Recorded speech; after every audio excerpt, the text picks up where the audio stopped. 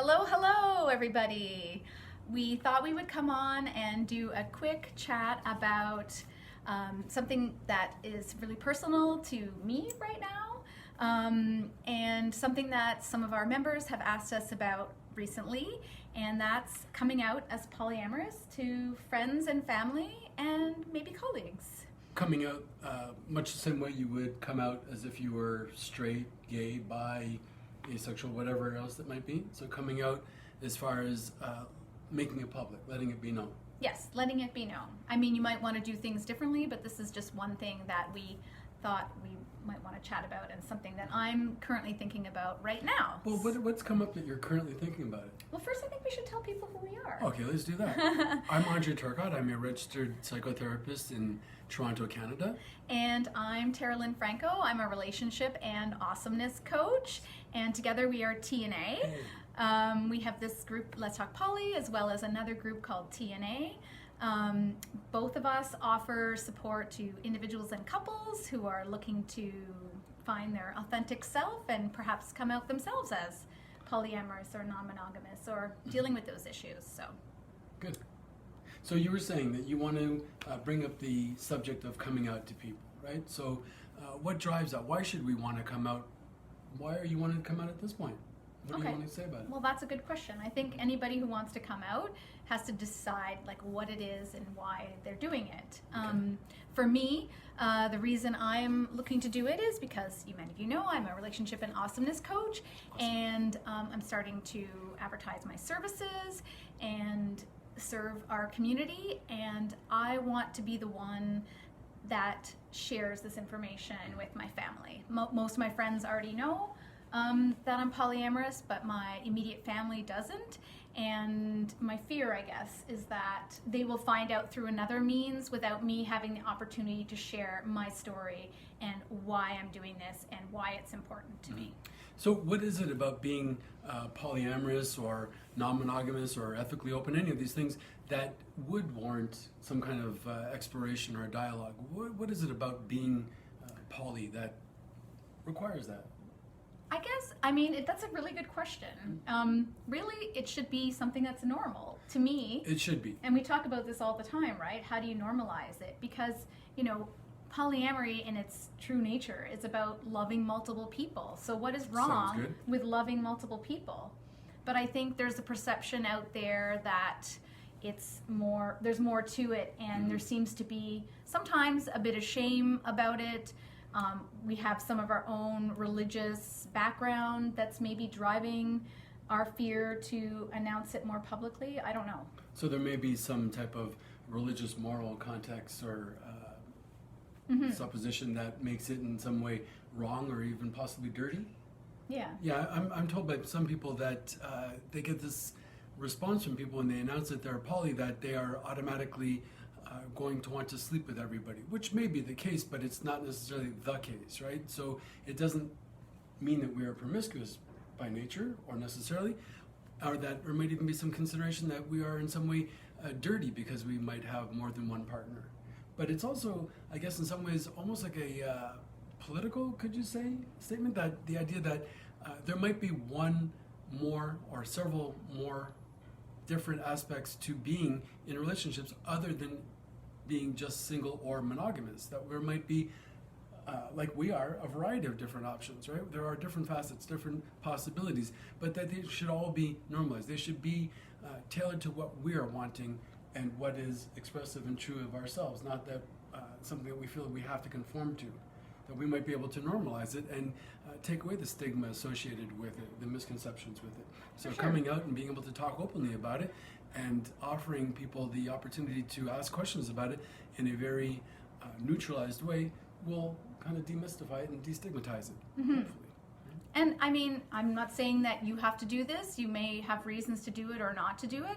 I don't know if I wasn't becoming more of a public figure, if I would have pronounced it so broadly, but I feel like I want to, and it's important to me, and I'm kind of don't want to hide anymore, I guess, is kind of the thing. And I mean, you see so many things out there about violence and stuff like that that we can share, but somehow our sexuality and our relationship, how we choose to have our relationships in our lives, is something to be hidden or something like that. So perhaps at one point it was to be hidden like that, but maybe these are archaic limitations that we can shed, and we can create the new reality that we're wanting to live by, that we can normalize it, and that we might allow for its acceptance. But really it begins with our self-acceptance, being able to be comfortable in having a dialogue with it, with ourselves, and then with others around us. And we go into it with our expectations that we're willing to talk about it, but we don't necessarily know how they're going to react, and that's fine.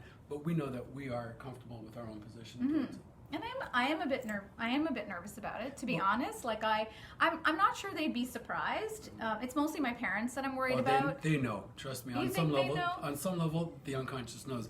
But what do you imagine might be some of the obstacles that you might come across? What are some of the myths, or what are some of the resistances that you might get? Well, I mean, I think the thing that I'm worried about, and I was going to actually ask you this as well, is that they might think, and I think this is common, that somebody has coerced me into this. Like, in particular, you, since you're my primary partner. So I was going to ask you, like, what do you think about this? Because I'm in effect outing you as well. Mm-hmm. So. Well, I am an open slut, so I have nothing to lose about that. I actually am glad to be thought of in that way. But yeah, absolutely. Very often we do want to kind of vilify the other person as, well, it's the bad influence that made our good little Catholic daughter corrupted. But, I don't think I've been a good Catholic girl in a while. Well, perhaps not. But other than that time, maybe that I wore the uniform with you. But it might actually be a defense that your parents, in this case, might employ to kind of protect their estimation of who you might be, right? So they don't want to believe that you're this horny, healthy, happy slut. They might want to think that you are this, in their idea, a good little girl who's not doing these things. So yeah, I think it's important to let them know that it is of your own free will that you're wanting to do this, that you are wanting to be able to explore whatever it is that might feel best for you, the way of life that you might want. But again, it comes back to that question of, can we normalize anything other than standard heteronormative monogamy? Can we allow ourselves to have free thought and free expression and demonstrate that, live by that? I would like to. Well, it's living the truth that you believe. No, for sure. But I know even I think we have family members that are gay in our family, but I don't think anybody has specifically come out as saying that they're in multiple relationships. So or even bi. So I'm not sure. There's a lot to that to consider. That's interesting. It makes me think of the frontiers that we pass. Once upon a time, the DSM proclaimed homosexuality to be a mental illness, and now it is, thankfully, accepted, right? I think everybody would agree that it's not a mental illness. Bisexuality tends to be almost like the last frontier. I mean, you can be gay and proud, but are you bi and proud? And can you be poly and proud? Mm-hmm. Right. Well, by having open dialogues about this, by letting our level of self-acceptance resonate with it, hopefully it will allow for others to come to it as well. Yeah. And this is why I love having these groups and having these discussions. So I can't see the chat, but I hope you guys are putting comments in, and we will post this later. And we are going to have a Q&A, not this coming Friday, but Friday the 19th. So we'll invite you to that as well. And think of some questions, and we'd love to have that open dialogue. That's what this community is all about, a chance to talk about things. And by talking about it, we gain information, right? We gain a better understanding of ourselves and where we're coming from with each other. Right. So, I'm starting to think about how I might do this. So I think it's tricky with COVID to see my parents, in particular, in person. So I might maybe a video chat. Is that weird? Well, in a way, it's pretty good. I guess if things are really going south, you can just pull the plug on it and say it was a technical issue. I suppose. But no, really, maybe we overestimate just how bad it's going to go as well. Sometimes people surprise us and it goes rather well. But regardless of how it goes, again, it comes back to, can we feel right in our skin about it? Can we normalize it for ourselves? And then when we come to that place of acceptance, it gives for a greater chance for others to accept us. But whether they do or not, actually becomes secondary at that point. Mm-hmm. So I did do a bit of reading just to get some tips on like things you can do. Like What did you come up with? What did I come up with? Well, like I said, we talked about often they think that one person is the person that is coercing the other. I think starting with the positives and why it makes me happy. Like why does this type of relationship so make me happy? What do you get out of it? What do you feel in this relationship? It just allows me to share my love to other people. Like I have a lot of love to give. I think we all have a lot of love to give. And we're able to have relationships with lots of different people that have different things that interest us. So you may have other people that you know that have other things that are interested, and I may have that as well. And it allows us to kind of expand the love that we can give. Right, and it gives us through physical and intellectual stimulation that we bring back into the community. One of the other things that I think of when I think of ethically non-monogamous is that in the past I was in relationships where if I didn't outright go out and cheat or fantasize, I would at least have the idea that I wanted to, or I would at least perhaps feel frustrated by it. Whereas with you, I'm able to talk much more openly about it. So I might in some ways be able to let you know that I have an attraction towards some other person, but it doesn't in any way kind of diminish my love for you. And I think you know and feel that. I do. I always go back to that tennis analogy, right? So you and I, we started playing tennis, and we like it so much that after a couple of times playing tennis together, I declared that you shouldn't play tennis with anybody else. It would be absurd. But I love tennis. You do love it, as do I. But my love for playing tennis with you shouldn't restrict your playing tennis with anybody else. I shouldn't feel as though you're not going to come back and want to play tennis with me. For sure. In fact, you might actually go out and increase your game and come back and appreciate playing with me. So I think increase my game. Well, I like that idea. Right, but it gives us this kind of suspension of ownership, right? I don't have to feel as though the only way you're going to love me is if I put this mandate on you that we have to be monogamous. You'll come back to me if you want to come back to me. Even with a marital contract, there's nothing that says you're not going to be going outside or it's going to last forever, right? So I think we see statistically repeatedly that monogamy is not the only way. And for many people, it works, and more power to you if that is your thing. But if you're wanting a different way of being, then that should be permissible and acceptable as well. Yeah, and the other thing is, like, this is the most communicative relationship I think I've ever had. I think, you know, they always say that polyamorous are often very communicative, and I think it's important if you're going to have healthy relationships, multiple relationships, that you have good communication. Oh, yeah. And so, I mean, that's been a great thing about our relationship that I love. So that's another positive to share with them. So, in our case, we came to this decision together. Not that that's necessarily relevant. I could have decided later.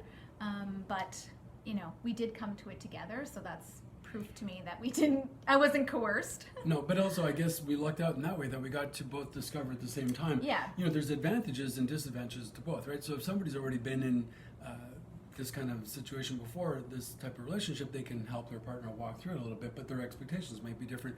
But when we are new to it together, we're going to make the mistakes together and discover it together and the triumphs together, which is quite fantastic. Either way, it's wonderful. Yeah. So some of the other tips really quickly before we go, you may get some naive sort of questions like, is this about, you know, ramping up your sex life, spicing it up? You may get some backlash on things like that. You know, I'm going to be proud of what I am and what I'm doing, and I think the important thing to remember is that our sexual preferences, as long as they're safe and consensual, then that's all you really need to know. Mm-hmm. It's interesting hearing you say that. You know, if we were monogamous, would we have to divulge or feel as though we need to divulge or explain or justify our position? Yeah. I guess the consideration of this is going on that old model somehow that, you know, there is the standard and that this is in any way deviant to that. Yeah.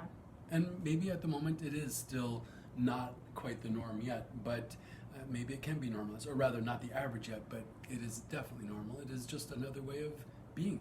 Bottom line, it is through love and attraction, honesty and communication, consent. That's awesome. Yeah.